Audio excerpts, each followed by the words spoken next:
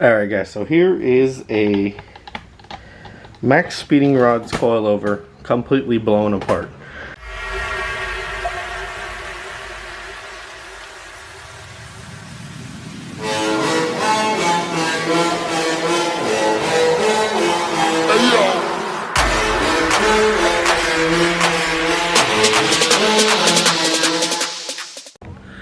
Alright guys, thank you for tuning in to another Yostbuilt video.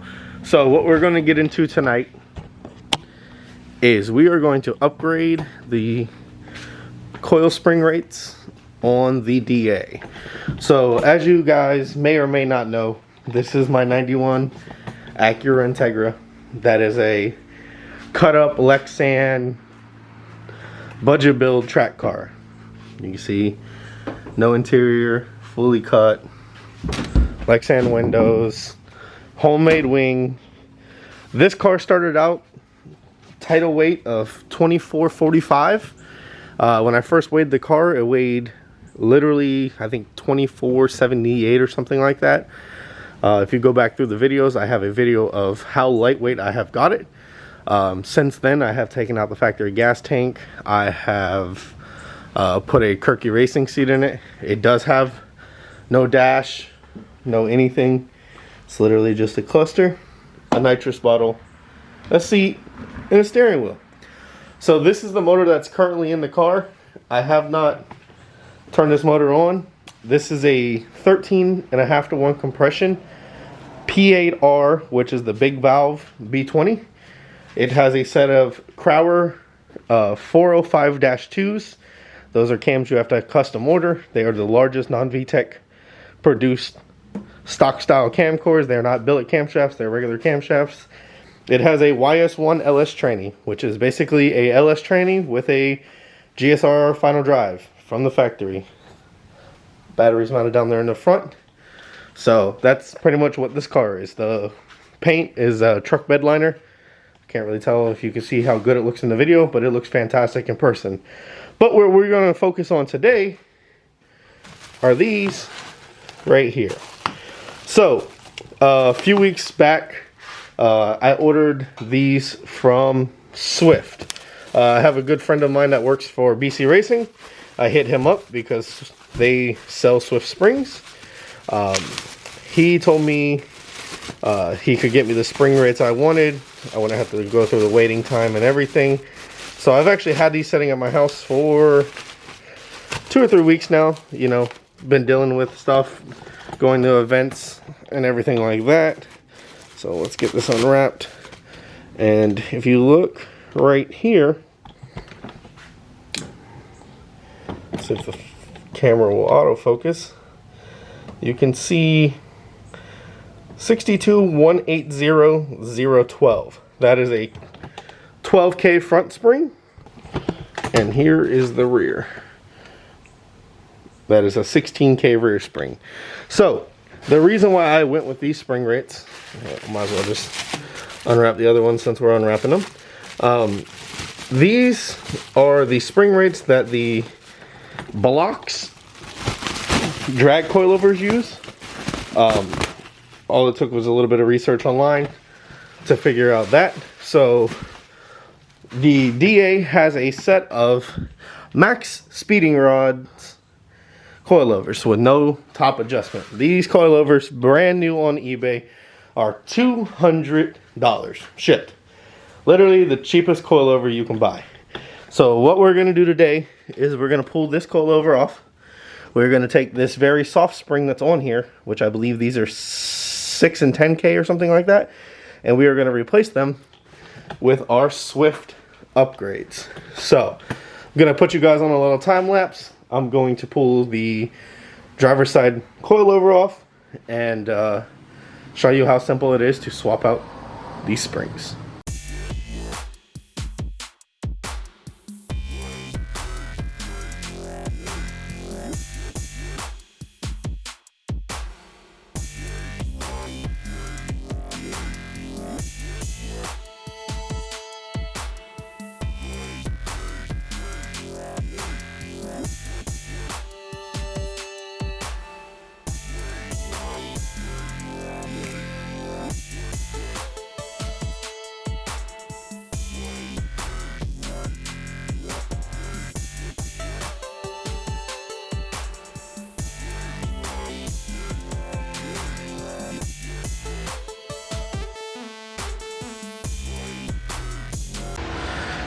Alright guys, so now that we have our front coilover off, it is literally as easy as removing those two bolts. And the 17 down here, 17, 2 bolts. And you see right here that it's actually clearly written on this one, if the camera will autofocus. Maybe not. Yeah, zoom in a little bit. Nope. But this is a 8K front spring, and we will be replacing that 8K with these much heavier 12Ks. So it's a very simple process. Literally get your impact and your 19mm, and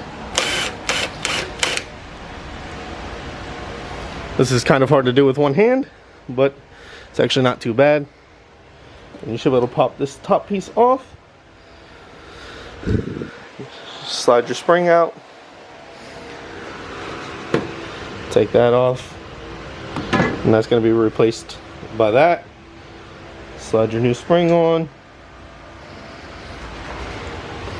slide your top hat back on, and these are a little bit narrower in the center, so I'm going to have to do a little bit of modification on this rubber piece, which it looks like I could just take that piece off right here around the edge, and then these will fit perfect. Alright guys, so here is a Maxspeedingrods coilover completely blown apart. So you have your shock core right here with your threaded portion, your shock. You have a little C-clip right here that holds the upper part together. You have your spring, of course, which is the new one. You have your top hat. You have your bump stop, which when this will actually right in here, and when you hit a bump, this washer, it will hit that, so it stops your car from bottoming out the shock. You have a dust caliper, goes over the top of this, keep the dust out. Then you have this metal washer and this rubber O-ring, which actually sets on top of here to stop from noise. Then you have these two basically spin nuts, and this third one, this is what actually rides on the coilover. In the last video or last clip, you've seen that this doesn't actually set down inside of that. So if you notice right here, this is a kind of beveled edge. All I'm gonna do is literally flip it from going this way to flip it this way, so when I add preload to it, it'll actually set nice and flush with the top of the spring. And then we will still have these two locking washers to keep everything in place. So I'm going to remove the bump stop just in case I want to put the car low. I will put the dust shield back on. So literally the setup, let me set you guys down. Grab this, pull this washer off right there, set that to the side. Put your cover on so you don't get no dirt in the top of your shock. Put your piece back on here. Grab this piece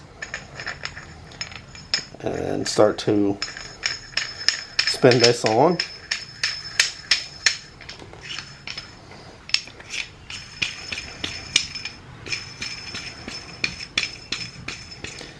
On a car with this big of a tire, I do have a 24.5 slick on it, so the ride height isn't really that low.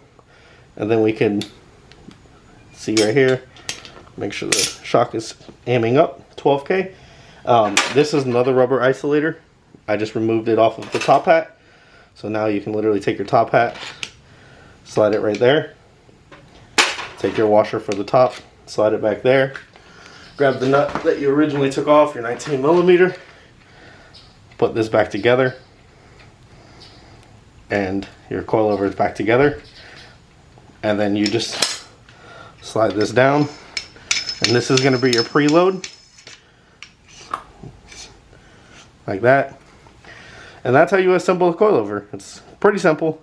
Now you just have to repeat this process 4 times for the front and the rear. Of course, you need to tighten this down, reinstall the bottom part of the coilover right here. All of it just spins loose, and then install it back in the car. So let me get this one actually put together all the way, the proper way, and then I will get to putting it back in the car. And just like that, you have a fully reassembled coilover. If you do notice, there's a bolt through the bottom of this one. This coilover, for some reason, doesn't fit my knuckles all the way, so I just put a bolt through it, and it actually holds it in place really well. Well, shouldn't throw it on the ground like that, but I'll show you really how simple it is to install one of these. So get down here to the suspension of the car, and all you literally need to do is slide this in, over, move the brake line out of the way, slide this up, turn this in place,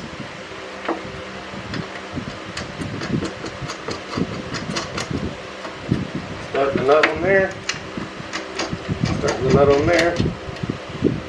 And this is all new hardware. It goes together so easy. Then you grab this bottom. It should twist pretty easily. Pick up on your suspension. Then slide that right there. Slide the bolt through there. Get your little... Alright guys, so now we got the rear coilover off the car. The rear is much more simple than the front. You literally have your two 14mm up here, your 14 at the bottom. I don't know how well you're going to be able to see it. Two 14s right there. One long 14 right here, which is right here on the ground. You can pull the coilover out. And remember how the fronts were 8Ks? The backs are... It's not going to autofocus, but 5K. So we're going to go from a 5K to a 16K rear spring. So same process as the front, just pull the coilover apart, flip this spin collar around, take the rubber off the top, and reinstall. And just like that,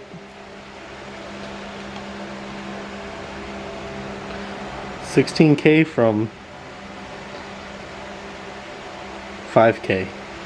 So the back of the car is going to be extremely stiff now.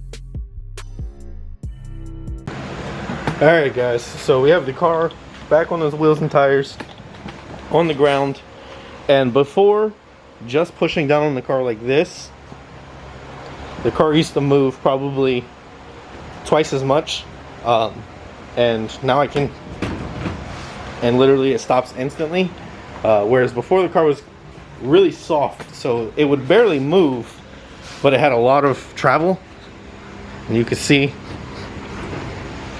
Before I also had a problem with, you can see kind of right here that it is dented up a little bit. The upper control arm used to actually hit the top of the shock tower. So anytime you would do this, you would actually hear the upper control arm smack the top of the shock tower. This side was actually really bad. And see, I can push down with all my weight and it doesn't smack at all. So not only did the spring rates help because of the sniffness now that the shock tower doesn't go all the way down, but the car actually is a lot of course, stiffer with the stiff spring rates. And these shocks do not have rebound adjustments. That would be a nice upgrade. But for the price of this, I basically have $400 into coilovers that would be brand new and a brand new set of Swift springs. I personally don't have that much money into it, and that's why I went this route. But for a normal person, you would have around $400 into this complete setup. So that's going to wrap this video up, guys. Hope you guys enjoyed at least an update on LA VACA. My birthday is literally in 3 days, and for my birthday I plan on attending World Cup imports versus domestics. So I'm gonna leave Central Florida probably Wednesday or Thursday, head up there, and I want to be there for Friday, Saturday, and Sunday, and then come back. So yeah, leave down in the comments below what you want to see me record at World Cup. Let me know what you think about the DA's new suspension setup. If you think I did anything proper or improper, let me know what you think about the DA in general. Like I said, slight overview. It is basically 13.5 to 1 compression, Crowler 405-2s, which are the biggest non-V cam. We have a big tube SMSP 402 to 1 with a megaphone. We have a YS1 LS tranny with a phantom grip. All the wiring and everything's right there. We have a 3.5-inch intake. We have a velocity stack somewhere, fully gutted car, Kirky, whole 9 yards. Of course, we have our PF1s, and the motor does have scat rods in it, has ARPs. The car does have YNS Lexan. So, like I said, let me know what you think about the DA. Have a good night, and hopefully you guys enjoyed this video.